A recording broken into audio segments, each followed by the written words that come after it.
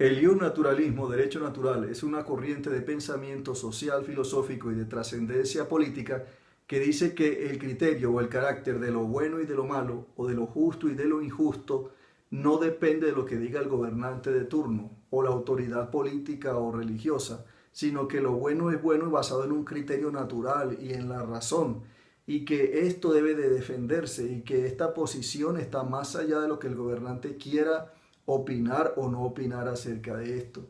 El profesor José Porfirio Miranda de México nos pone un ejemplo y nos dice que estrangular niños es malo y que eso no depende de que el gobernante se pronuncie al respecto, por ejemplo, diciendo que sí es bueno, es malo y es malo.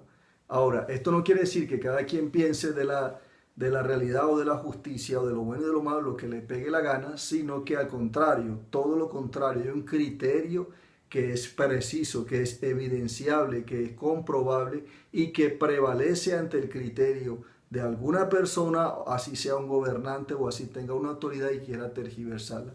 El derecho natural surge pues del sentido común, de dentro de la humanidad del ser, y por lo tanto esto es muy importante porque quiere decir que tú puedes incluso, si tienes criterio de bueno y malo, puedes incluso juzgar a la ley y decir que una ley está mala y que debe de ser cambiada.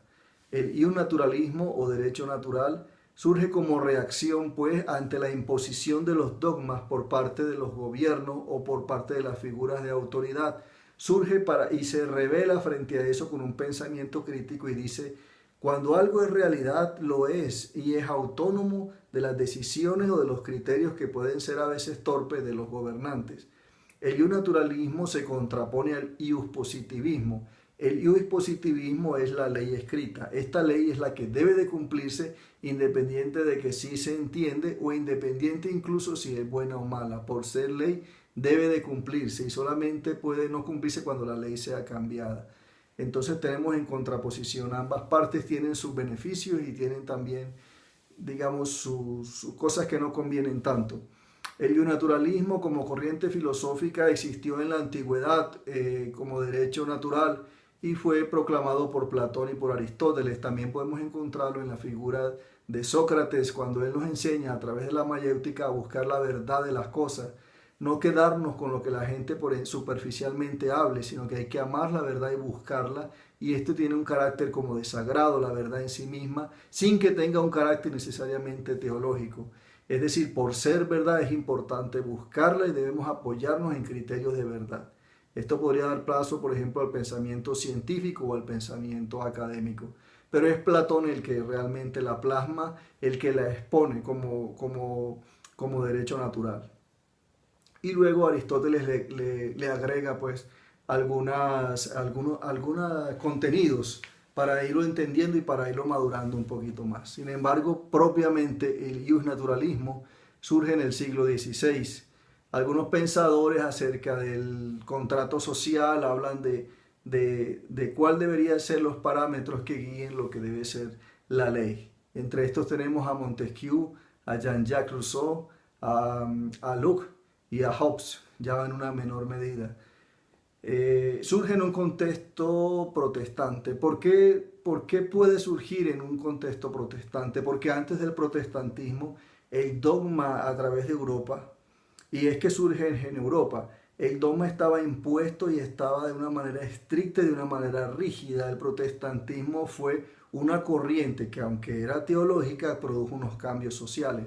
Una corriente que surge en contra de los criterios de religión que había. La imposición de una sola religión con un criterio que era inamovible, con una autoridad que no podía ser cuestionable, y de repente en la figura de Martín Lutero surge un cuestionamiento y surge un sentido crítico que no necesariamente como la autoridad estaba imponiendo las cosas eran de acuerdo a la razón o a la verdad, no coincidía necesariamente con en este caso por ejemplo la Biblia, no coincidía lo que el gobernante de la religión estaba haciendo o pidiendo con lo que sus textos sagrados estaban proponiendo de alguna manera. Recordemos que Martín Lutero estudió primeramente Derecho antes de pasar a ser sacerdote, y siendo sacerdote le da inicio al movimiento protestante.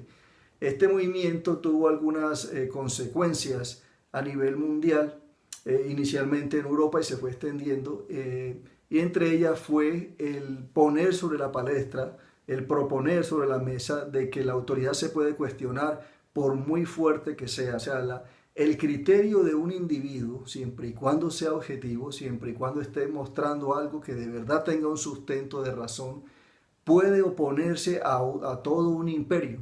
Una sola persona puede tener un criterio valioso y eso fue lo que hizo Martín Lutero. Él se rebeló, por decir así, ante la autoridad impuesta y propuso otra manera de entender su doctrina. En este punto todo es teológico, pero da pie a que después las personas empiecen a cuestionar otros tipos de autoridades, la misma autoridad religiosa.